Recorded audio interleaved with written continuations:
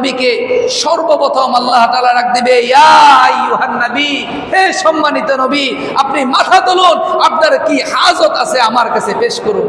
আমাদের প্রিয় নবী জনাবে রাসূল পাক সাল্লাল্লাহু আলাইহি ওয়াসাল্লাম সিজদায় পড়ে চিৎকার করবে, ইয়া উম্মতি ইয়া উম্মতি ইয়া উম্মতি ইয়া উম্মতি, হে আল্লাহ আমার উম্মতরা নাজেহাল, হে আল্লাহ আমার উম্মতকে তুমি রক্ষা করো, হে আল্লাহ তুমি আমার উম্মতকে রক্ষা করো।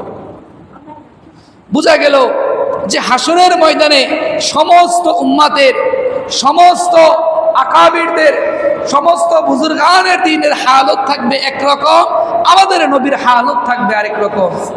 এখন আমাদের নবীকে সর্বপ্রথম আল্লাহ তাআলা ডাক দিবে, ইয়া আইয়ুহান নবী, হে সম্মানিত নবী, আপনি মাথা তুলুন, আপনার কি হাজত আছে আমার কাছে পেশ করুন।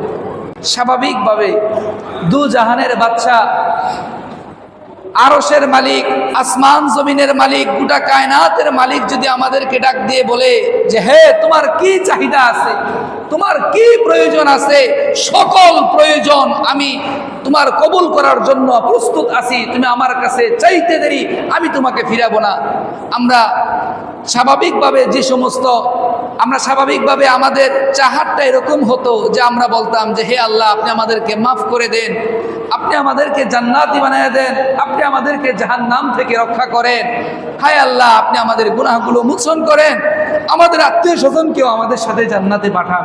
এটাই থাকতো আমাদের কামনা।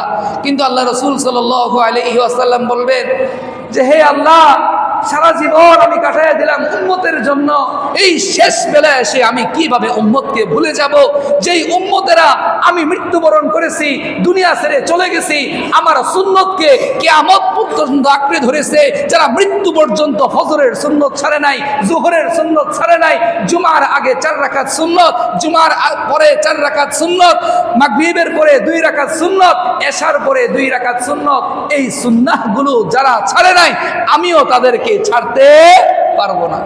এটাই হলো সব থেকে বড় ফাজাইল। আওয়াজ কমায় দেন। এটাই হলো সব থেকে বড় ফাজাইল।